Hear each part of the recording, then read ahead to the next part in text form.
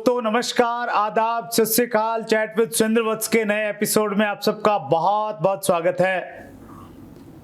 1 जनवरी 2019 को जब हमने चैट विद सुरेंद्र वत्स का पहला एपिसोड आपके सामने प्रस्तुत किया, तब ये विजन तो था कि हम 1 साल तक इस शो को चलाएंगे और हम प्रयास करेंगे कि डायरेक्ट सेलिंग इंडस्ट्री के सभी दिग्गज लोगों को बुलाएं और उनसे हम सब लोग सीखें और ज़िंदगी में आगे बढ़ें।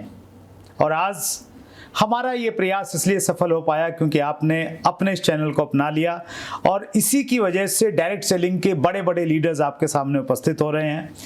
आज हमारी इस फैमिली के लिए एक और बड़ा दिन है क्योंकि एक बहुत बड़ा नाम आज आपके सामने उपस्थित होने वाला है। 25 सालों से ज़्यादा जिनके पास में डायरेक्ट सेलिंग का तजुर्बा है, प्रसिद्ध motivational speaker, mind power trainer और बहुत सारे अवार्ड उनको मिल चुके हैं। The most admired global Indians award 2019, Indians greatest leaders award 2016-17, 2 किताबें, प्रगति पथ और सीक्रेट्स एंड संस्कार उनके लेखक हैं। CNBC आवाज़ और न्यूज़ एक्स पे एज ए एक्सपर्ट आप उनको अक्सर सुनते रहते होंगे और 1 लाख से ज़्यादा लोगों को जिन्होंने ट्रेंड किया है, 1200 से ज़्यादा बड़े अचीवर्स जिन्होंने क्रिएट किए हैं। सो आइए हम सब लोग मिलके बहुत उत्साह के साथ में स्वागत करें। गुजरात से हमारे बीच में पधारे हैं संजय जैन साहब। जैन साहब, बहुत बहुत स्वागत है आपका chat with Surendra Vats. Thank you so much, thank you for inviting me, thank you so much, and I am also very excited to chat with you and I feel honoured to be here. That's great sir, super sir. Gujarat के बारे में ऐसा कहा जाता है कि गुजरात वाले लोग हैं ना, इतने मीठे इसलिए हैं क्योंकि वो हर चीज़ में मिठाई पसंद करते हैं, मतलब सब्जी में भी मीठा डाल देते हैं जी। तो ये कुछ स्पेशलिटी आपको लगती है गुजरात की है? क्या स्पेशलिटी आपको लगती है? मतलब स्पेशली गुजराती लोग बिजनेस में तो बहुत सफल हैं ही हैं, तो क्या आपको लगता है? वहीं से शुरुआत करते हैं। देखिए, गुजरात पिछले 4 साल से हूँ मैं यहाँ पर। वैसे मैं बेसिकली महाराष्ट्र से हूँ। अच्छा, वाह। पिछले करीब 15 साल मैंने महाराष्ट्र में निकाले हैं। बेसिकली गुजराती हैं आप या? नहीं, गुजरात में कुछ अपॉर्चुनिटी मिली और मैं वहाँ शिफ्ट हो गया। ओके, अच्छा लगा। बिजनेस के सिलसिले में रेगुलर जाना होता था। वैसे महाराष्ट्रियन हैं आप? नहीं, मैं जैन हूँ। अच्छा, ओके। और मेरे फादर जो हैं स्टेट बैंक से हैं, स्टेट बैंक में ऑफिसर थे। राइट। वहाँ से उन्होंने अपना ज़िंदगी शुरू की। और थोड़ा सा मैं अपना फैमिली बैकग्राउंड ज़रूर बताना चाहूँगा। हाँ, प्लीज़ प्लीज़ सर। कि हम 5 भाई बहन में मैं बीच का हूँ। तीनों भाइयों में मैं बीच का हूँ। एक मेरे से बड़े भाई हैं, मेरे से छोटा भाई है। और मेरे फादर जो हैं स्टेट बैंक में जॉब किया करते थे और इसी वजह से मेरे को 2-2, 3-3 साल उनका ट्रांसफरेबल जॉब था। तो हर जगह कहीं ना कहीं हमें ट्रेवल करना होता था। 4 क्लास कहीं पढ़ी, 5 क्लास कहीं पढ़ी। इस तरह से मैंने अपनी एजुकेशन कंप्लीट की। और बाय नेचर मैं बहुत ही इंट्रोवर्ट था, बहुत ही आप ये समझ लो कि एक निगेटिव इंसान था, या बहुत ज़्यादा कुछ मेरे में कॉन्फिडेंस नहीं था। एक बहुत ही एवरेज लाइफ मेरी थी। लेकिन बस यही था कि फैमिली का बड़ा सपोर्ट रहा। उन्होंने हमेशा मुझे आगे बढ़ाने के लिए प्रयास किया। और मेरी एजुकेशन जो थी, मैंने कॉमर्स से ग्रेजुएशन किया। ग्रेजुएशन कंप्लीट करने के बाद में कुछ समझ नहीं आ रहा था कि क्या करूं, कैसे करूं, ज़िंदगी किस तरह से जाएगी, क्या होगा, कुछ भी पता नहीं था। लेकिन ऐसा कुछ रहा कि 2 साल तो मैंने लाइफ के ऐसे ही निकाल दिए। कुछ पता नहीं चला क्या करूँगा, ज़िंदगी में क्या होगा, किस तरह से मैं आगे बढ़ूँगा, कुछ भी समझ नहीं आ रहा था। लेकिन 86 की बात है, 84 में मैंने अपना ग्रेजुएशन कंप्लीट किया। 86 में कंप्यूटर्स का और टेक्नोलॉजी का आना शुरू हुआ इंडिया में।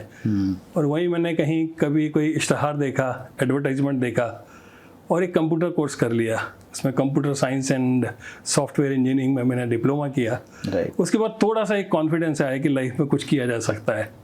लेकिन फिर भी उतना काफ़ी नहीं था।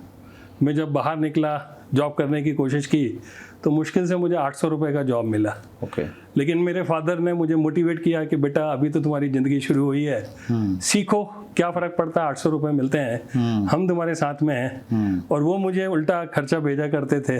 अच्छा। तो मुझे बड़ी शर्म आती थी कि एक तो मैं जॉब कर रहा हूँ, किसी तरह से मैं कोशिश कर रहा हूँ ज़िंदगी में आगे बढ़ने का, और मेरे पिताजी को वो पैसे भेजने पड़ रहे हैं मेरी डेली नीड्स को पूरा करने के लिए। तो फिर एक दिन मैंने ऐसे ही काम करते करते ऐसा एहसास हुआ कि मैं किसी और के लिए इतनी मेहनत कर रहा हूँ, क्यों ना ऐसा कुछ करूँ कि मैं अपने लिए कुछ स्टार्ट करूँ, अपना बिजनेस स्टार्ट करूँ। ये बात मैंने अपने पिताजी से कही। पिताजी उतने कंफर्टेबल नहीं थे, लेकिन फिर भी उन्होंने से यहाँ वहाँ से कुछ अरेंजमेंट करके कुछ एक लोन लिया, और लोन लेकर के मैंने अपना बिजनेस स्टार्ट किया, जिसमें मैं hardware sales and services, computer software development, data processing, इस तरह की एक्टिविटीज़ करने लगा। ये काम मैंने करीब करीब 12 साल तक किया। अच्छा। 12-15 साल तक किया। उस समय मेरे बच्चे हो गए, मेरी वाइफ, मतलब मेरी शादी हो गई, परिवार बड़ा हो गया, सब कुछ हो गया। लेकिन जब मैंने अपना काम शुरू किया था, जहाँ से शुरू किया था, मैं 15 साल बाद भी अपने आप को वहीं खड़ा हुआ देख रहा था। कोई ग्रोथ महसूस? कोई ग्रोथ नहीं थी, बस जहाँ था जिंदगी जैसी थी वैसी चल रही थी। लेकिन इसी बीच में एक अपॉर्चुनिटी आई, किसी ने इस प्लान को शो करने के लिए, एक कोई होम मीटिंग थी, उसमें मुझे इनवाइट किया। ओके। और एक इंटरनेशनल डायरेक्ट सेलिंग इंडस्ट्री में एक कंपनी थी, उसके लिए मुझे इनवाइट किया। वहाँ पर बहुत सारे लोग बैठे हुए थे, आपस में बातचीत कर रहे थे, और प्लान स्टार्ट होने के पहले भूमिका बनाई गई कि कोई भी बीच में सवाल ना करें, वगैरह वगैरह, जो भी उनके प्रोटोकॉल्स थे।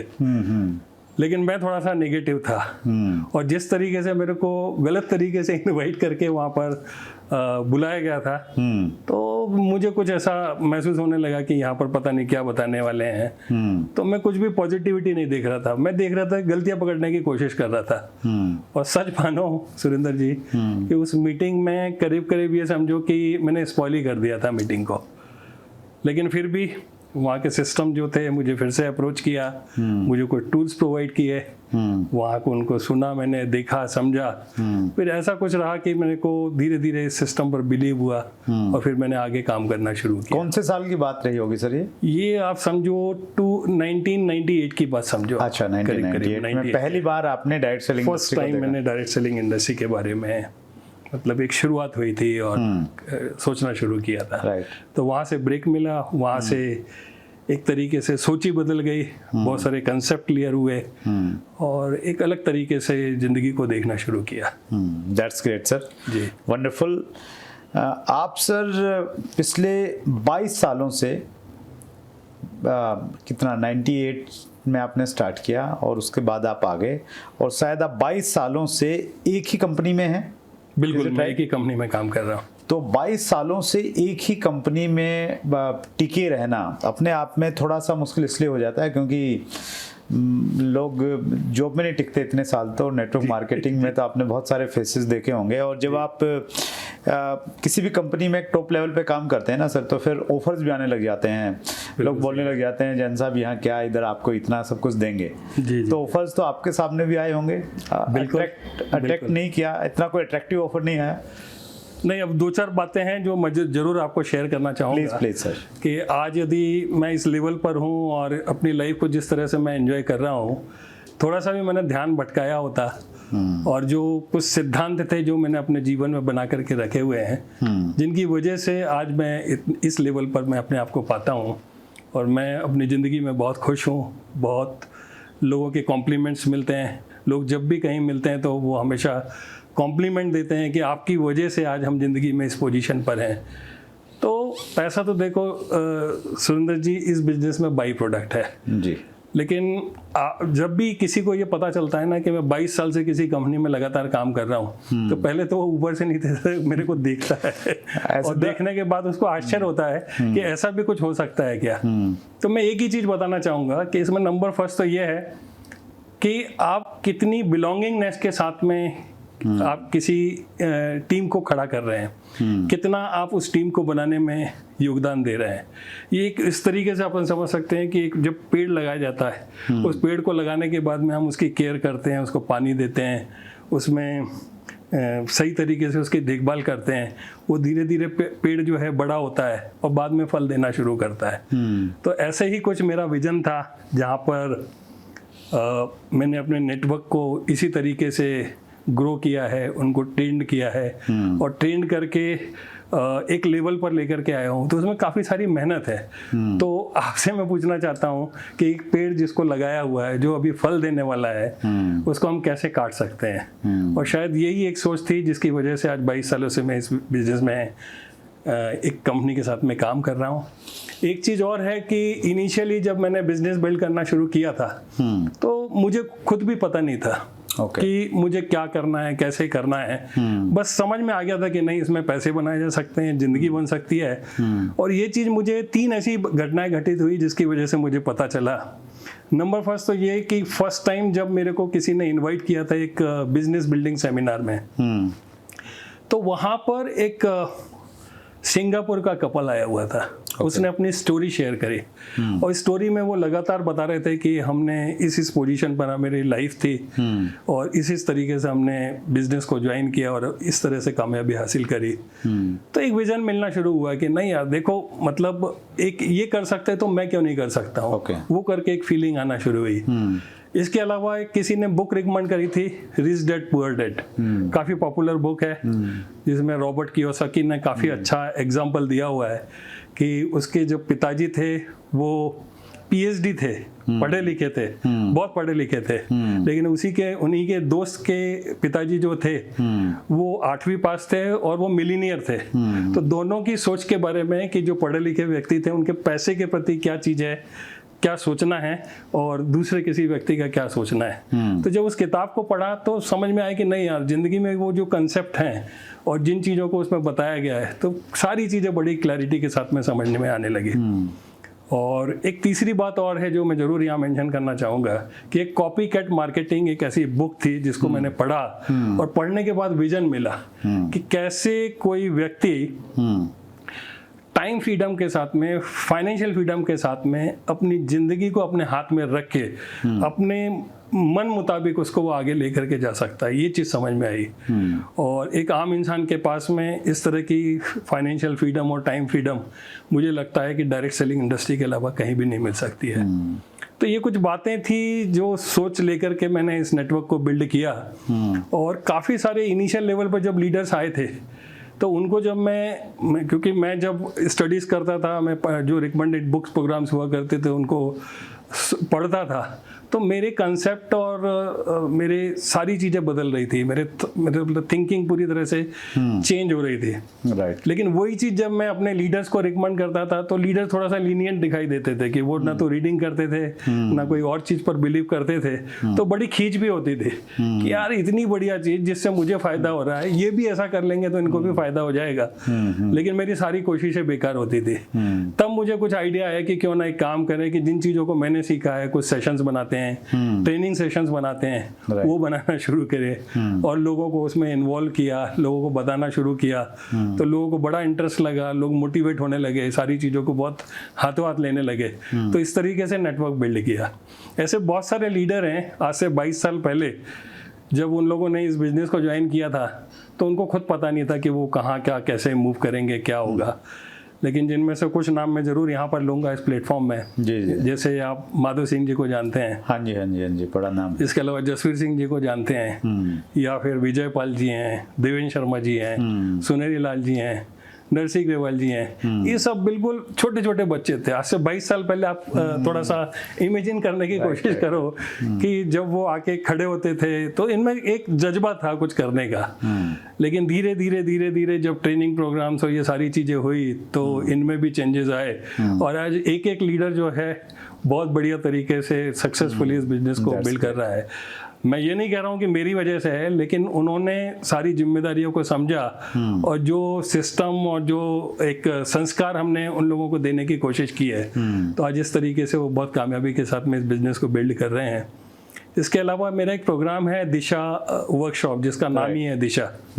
4 दिन की उसमें वर्कशॉप्स होती है। अच्छा। जिसमें हमने बहुत सारी चीज़ों को कुछ इस तरह से डिज़ाइन किया हुआ है, जहाँ पर एक इंसान शुरू से लेकर लास्ट तक उन सारी चीज़ों को समझता है। तो जब वो आता है तो उसकी स्थिति और माइंडसेट कुछ और होता है, लेकिन जब वो जाता है तो एक जज्बे के साथ में जाता है। ज़िंदगी उसके हाथ में होती है, उसको लगता है कि नहीं मैं ज़िंदगी में कुछ कर सकता हूँ। तो ये इतने सारे चेंजेस होते हैं। ग्रेट। तो मैं आपको यही बताना चाहता हूँ कि यदि 22 साल से जुड़ा हुआ हूँ तो सिर्फ इसलिए जुड़ा हुआ हूँ कि उस नेटवर्क को मैंने खड़ा किया है, उसमें मैंने दिन रात मेहनत की हुई है, और उसमें जितना मैं मेहनत करता हूँ उतना ज़्यादा वो इमोशन अटैच है आपके, इमोशनली बहुत अटैच्ड हैं।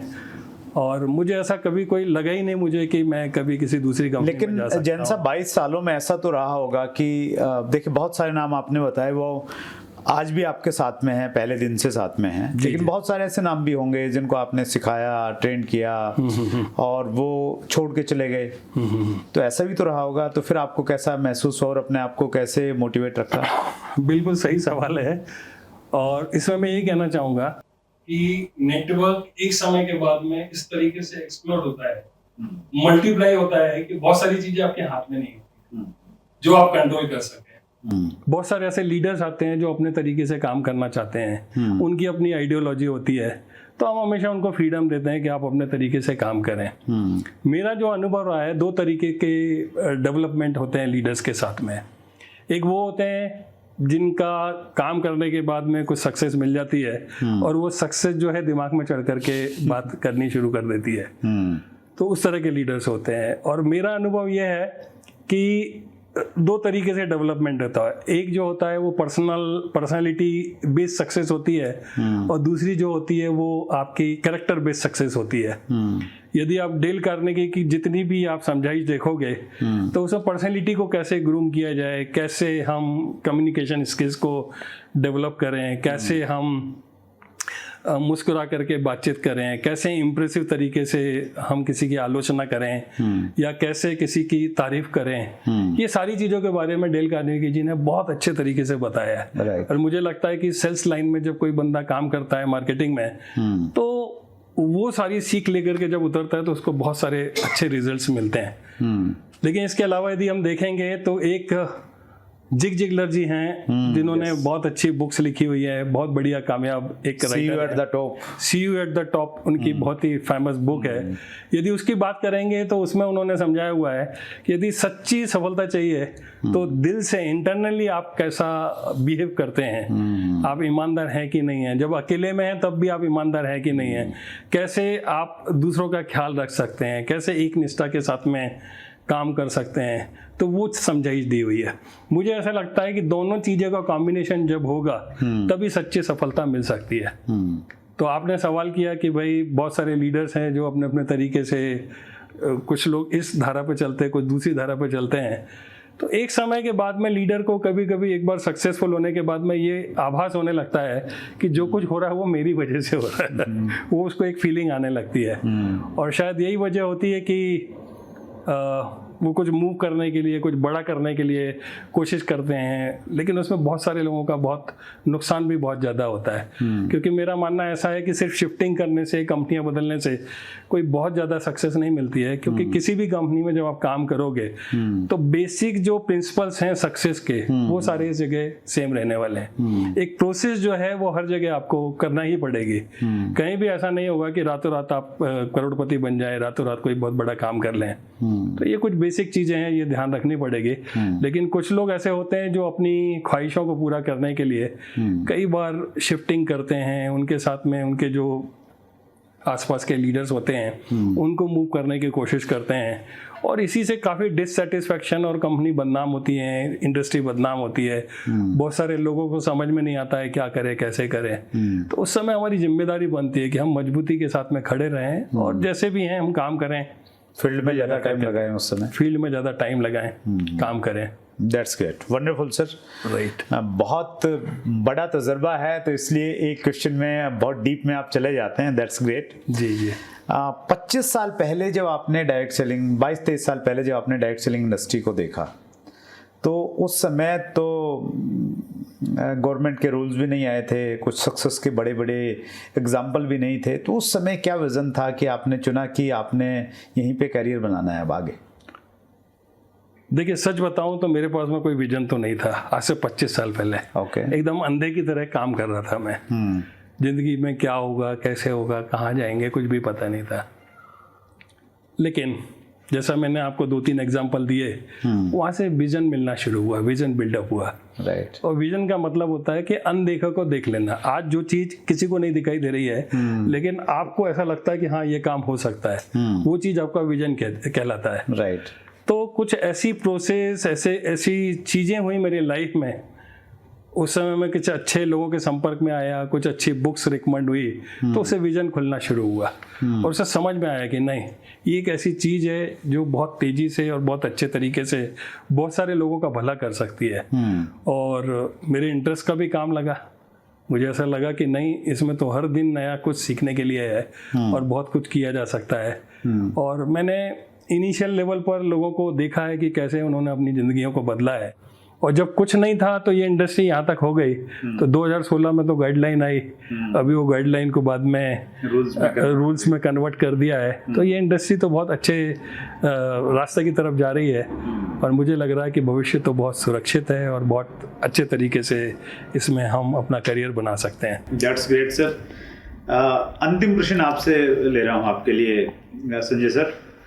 नए उभरते नेटवर्कर को अगर नेटवर्क मार्केटिंग इंडस्ट्री में अपना करियर बनाना है, जी, कोई अभी कॉलेज से पास आउट बच्चा है, वो चाह रहा है कि यस नेटवर्क मार्केटिंग इंडस्ट्री में फ्यूचर बनाना है, तो क्या उसे ध्यान रखना चाहिए, क्या टिप्स देना चाहेंगे? देखो, यदि कोई एज ए स्टूडेंट इसे एज ए करियर लेना चाहता है तो मैं तो हमेशा 200% उसको सपोर्ट करूंगा और रिकमेंड करूंगा कि ज़रूर करना चाहिए। राइट। क्योंकि इन 22 सालों में मैंने ये देखा है कि मैंने अपनी पूरी एजुकेशन लेने के बाद में जब कॉलेज कंप्लीट किया और उसके बाद में जब मार्केट में काम करने के लिए आया, तो कहीं ना कहीं ऐसी बहुत सारी चीज़ें लैक कर रही थी जो ना तो किसी स्कूल में सिखाई गई, ना किसी कॉलेज में सिखाई गई।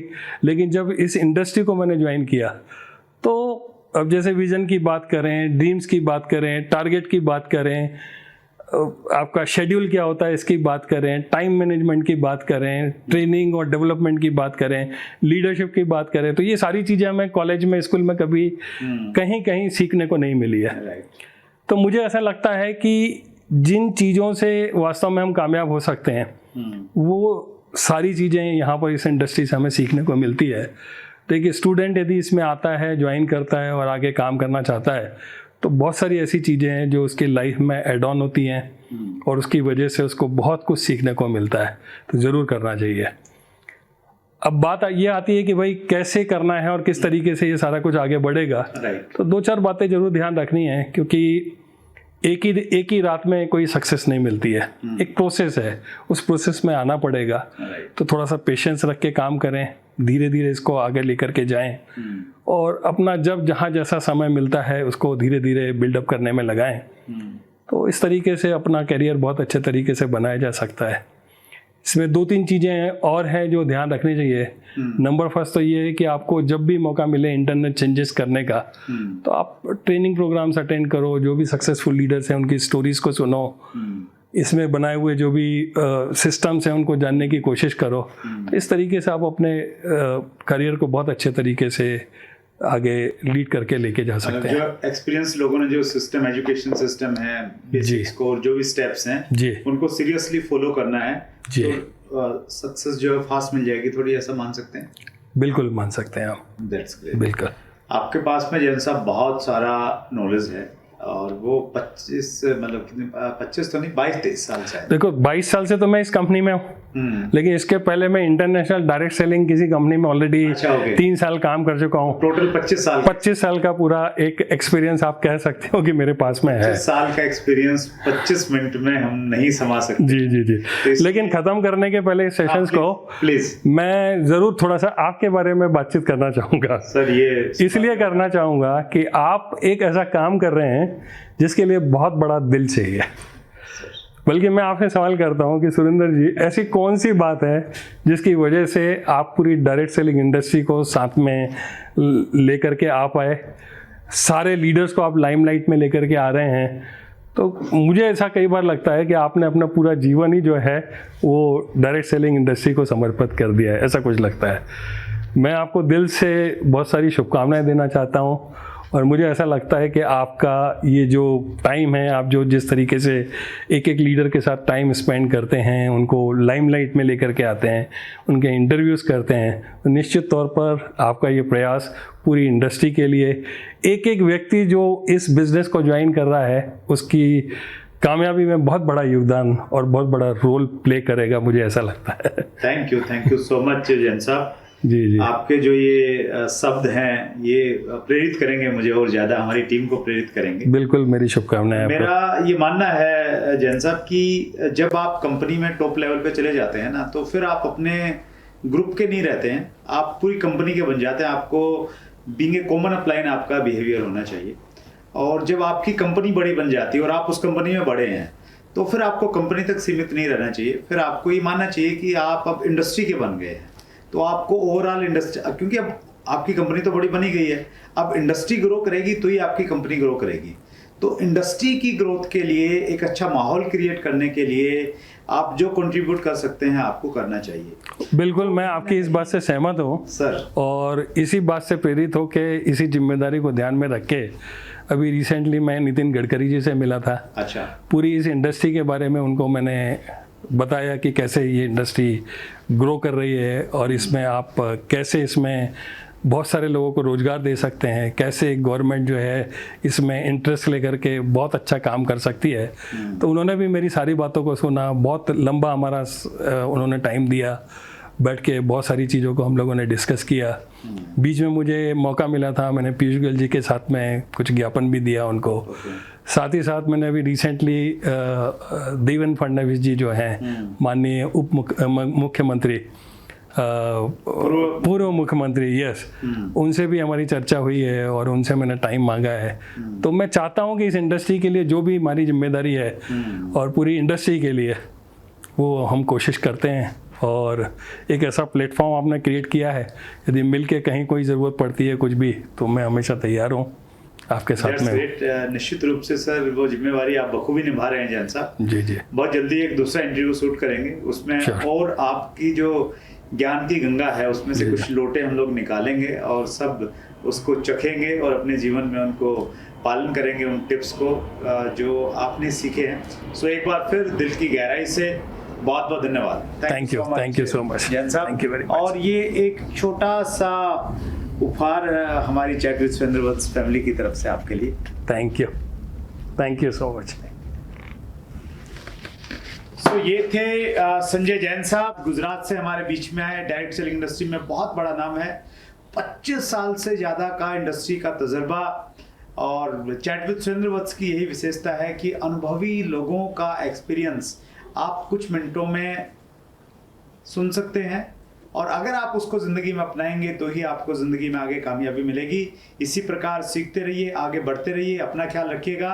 अगर चैनल अब तक सब्सक्राइब नहीं किया है तो ये कैसे मालूम चलेगा कि अगले मंगलवार को आपके सामने कौन उपस्थित होने वाले हैं। अपना ख्याल रखिएगा। बहुत बहुत धन्यवाद।